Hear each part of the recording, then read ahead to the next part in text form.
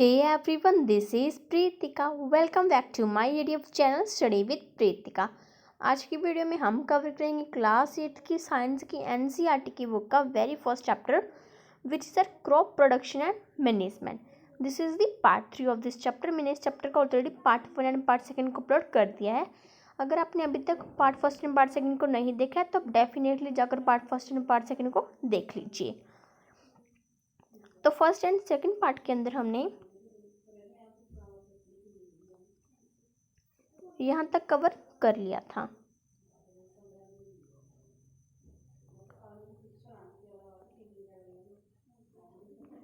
यहाँ तक तो आज हमें स्टार्ट करना है ट्रेडिशनल मेथड ऑफ इरिगेशन से। So let's start. Traditional methods of irrigation की पुराने ज़माने में किस तरह से जो एक क्रॉप को पानी पहुँचाया जाता था। इरिगेशन वही होता है मेथड जिसके थ्रू हम क्रॉप को पानी देते हैं। तो ट्रेडिशनल मेथड में जो पुराने ज़माने में जिस तरीके से दिया जाता था, और एक होता है मॉडर्न मेथड ऑफ इरिगेशन जिसके अंदर जो कि हम आज के ज़माने में यूज़ करते हैं। तो फर्स्टली हम रीड करेंगे ट्रेडिशनल मेथड्स को। The water available in wells, lakes and canals is lift up by different methods in different regions for taking it to the field. मतलब बहुत सारे रीजन्स के अंदर वहाँ के अलग अलग मेथड्स होते थे किस तरह से जो फील्ड को पानी पहुंचाया जाता था। कैटल और human labour is use in this method. इसके अंदर एक ह्यूमन लेबर यूज़ किया था और कैटल लेबर को यूज़ किया जाता था। So these methods are cheaper. इसलिए जो मेथड थे वो सस्ते थे but less efficient. The various traditional ways कौन कौन से, वो मोड था, चेन पल्प था। इसके अंदर पता क्या होता था, एक तो ह्यूमन बींग्स की हेल्प से भी होता है और एक कैटल मीन्स एनिमल्स की हेल्प से भी होता था। जैसे कि मोड सिस्टम दिखाया जा रहा है आपको, वो इस तरह से पहुँचाते हैं पानी। इसके अंदर होता है क्या हो रहा है कि वो कुएं से निकाल रहे हैं, डायरेक्ट ऐसे पहुंचा रहे हैं। ये फिर अगर चेन पंप आ गया, फिर ढेकली सिस्टम है, ये राहत सिस्टम है। ये आपको सभी सिस्टम्स के नेम गिवन है। तो pumps are completely used for lifting water. जो पंप्स है उनसे क्या होता था कि पानी को ऊपर उठाने में काम आता है, लिफ्ट करने के लिए। Diesel, biogas, electricity and solar energy is use to run this pumps. इन पंप्स को चलाने के लिए हम यूज़ करते थे। इंपॉर्टेंट है क्वेश्चन, किसका यूज़ करते थे? Diesel, biogas, electricity and solar energy is use to run this pumps. तो इनको डिफाइन किया अभी हम पढ़ेंगे मॉडर्न मेथड्स ऑफ इरिगेशन, यानी कि जो आजकल के ज़माने में यूज़ करते हैं वो sprinkler system and drip irrigation system. Modern methods of irrigation help us to use water economically. The main methods of use are as follows. एक तो मॉडर्न सिस्टम से हमें ये फ़ायदा होता है कि इसके अंदर ना पानी की यूज़ लेस होते हैं। मतलब जितना क्रॉप को चाहिए उतना पानी पहुंच जाता है और पानी वेस्ट नहीं होता है हमारा, जो आजकल के सिस्टम्स हैं हमारे। तो भी इनको रीड करते हैं sprinkler system. This system is more useful on the uneven land where sufficient water is not available. जो स्प्रिंकलर सिस्टम है वह एरिया के लिए ज़्यादा अच्छा है यहाँ पर जो पानी की कमी है। दी perpendicular pipes having rotating nozzles on the top are joined to the main pipeline at regular intervals। आपको पिक्चर गिवन है स्प्रिंकलर सिस्टम की।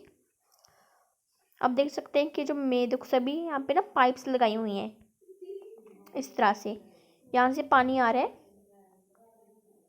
यहाँ से पानी आया और ये सभी ना ये मेन पाइपलाइन हो गया आपके। और मेन पाइपलाइन बहुत जगह पे से कनेक्ट है। ये देखो मेन पाइपलाइन यहाँ से ऐसे, फिर हर एक जगह पर पानी पहुँच जाता है थोड़ा थोड़ा सा जितनी रिक्वायरमेंट होती है।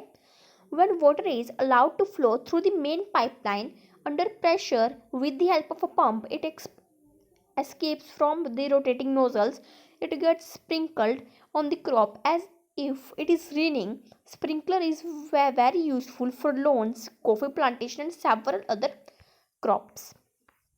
यस, तो स्प्रिंकलर के अंदर क्या होता है, इस सिस्टम के अंदर पहले तो पंप से जो पानी को अगर अपने खोल दिया, पुश कर दिया कि पानी अब चला जाए, तो उससे क्या होता है पहले मेन पाइपलाइन के अंदर जाता है। फिर इस तरह से स्प्रिंकलर सिस्टम के अंदर क्या होता है, बिल्कुल इसकी रेन फ्लो होती है ना, उसी तरह से ऐसे कर करके बारिश की तरह ऐसे पानी जाता है प्लांट्स के अंदर। और इससे क्या होता है प्लांट्स को अच्छे से पानी मिल जाता है और इस मेथड के थ्रू अच्छे से जो हमारी कॉफ़ी प्लांटेशन हो जाती है एंड बहुत सारी अदर क्रॉप्स इस मेथड से अच्छे से वो हो जाती है। इस तरह से अगर हम वाटर देंगे तो। अभी ड्रिप सिस्टम के अंदर क्या होता है, ड्रिप टू ड्रिप वाटर पहुंचाया जाता है। इसको भी रीड करते हैं। ये आपको ड्रिप सिस्टम की पिक्चर गिवन है here. In this system, the water falls drop by drop directly near the roots, so it is called drip system.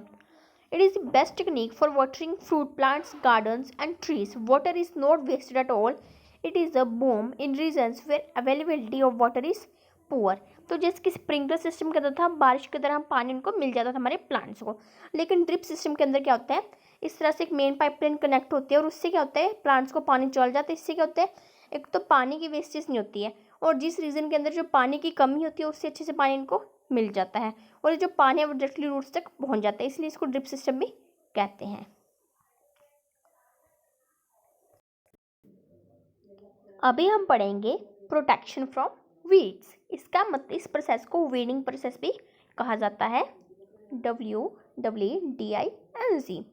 तो इसके अंदर क्या होता है, हमारी क्रॉप के अंदर ना कुछ अनवांटेड प्लांट्स ग्रो हो जाते हैं, और उन अनवांटेड की प्लांट्स की कटाई करते हैं, उस प्रोसेस को कहते हैं वीडिंग प्रोसेस। तो बेस को रीड कहते हैं। बुचो एंड पहेली went to a nearby wheat field and saw that there were some other plants in the field growing along with wheat plant। जो बुचो एंड पहेली है वो अपने पास के ही खेत के अंदर जाता है और वहाँ पर वो देखते हैं उस खेत के अंदर ना कणक की फसल लगी होती है, वीट की फसल को कणक की फसल कहते हैं। और कहते हुए देखते हैं कि कणक के प्लांट्स के साथ ना कुछ और ही तरह के प्लांट्स ग्रो हो रहे हैं। Have these other plants been planted purposely. इसका मतलब है, बुजो कहता है कि इनको भी पर्पसली का मतलब होता है कि किसी पर्पस से, किसी कारण से लगाया गया इन प्लांट्स को। In a field many other undesirable plants may grow naturally along with the crop. These undesirable plants are called weeds। कहते हैं किसी भी खेत के अंदर क्या होता है, जो भी आप एक क्रॉप को ग्रो करते हो ना, उसके प्लांट्स के साथ कुछ जो उनकी रिक्वायरमेंट होती नहीं, अपने आप से कुछ प्लांट्स ग्रो कर देते हैं, उनको कहते हैं weeds. The removal of weeds is called weeding, और वीड्स की ही रिमूविंग को वीडिंग कहते हैं। इनके वांटेड को प्लांट्स को हटाने की प्रोसेस को वीडिंग कहते हैं। आप सिंपल वर्ड्स के अंदर ये कह सकते हैं। Weeding is necessary since weeds complete with the crop plants for water, nutrient, space and light. Weeding ज़रूरी होती है क्योंकि अगर आप उसके अंदर जो अनवांटेड प्लांट्स लगे, एक तो वाटर जब देते हो और अनवांटेड प्लांट्स भी लेंगे वो वाटर, न्यूट्रिएंट्स भी लेंगे वो मिट्टी से, स्पेस भी आपके कंज्यूम करेंगे और लाइट भी लेंगे सन से। Thus they effect the growth of the crop, इसलिए क्रॉप की ग्रोथ को भी अफेक्ट करते हैं, क्योंकि क्रॉप के बहुत सारे मतलब जो चीज़ होती है, कहीं तो क्रॉप को मिली थी 100%, उसमें से फिर कुछ परसेंट ये ले लेते हैं। Some weeds interfere even in harvesting and may be poisonous for animals and human beings. और कुछ वीड्स अगर हार्वेस्टिंग से पहले अगर ना निकाले जाएँ तो वो कहते हैं, वो अगर उसको एनिमल्स खाएंगे तो वो ना जहरीले भी हो सकते हैं, तो एनिमल्स को भी हार्म होगा, और अगर ह्यूमन खाएंगे तो ह्यूमन्स को भी हार्म हो जाएगा। Farmers adopt many ways to remove weeds and control their crops. Farmers ने बहुत सारे तरीके यूज़ करते हैं इन वीडिंग प्रोसेस को करने के लिए। Tilling before sowing of crops helps in uprooting and killing of weeds. Before sowing of crops से पहले अगर आप टिलिंग कर दें तो इससे भी वीड्स को किलिंग करने में हेल्प मिलती है। विच में then dry up and get mixed up with the soil. फिर इससे कहता है वो सूख जाकर मिट्टी के अंदर मिक्स हो जाते हैं।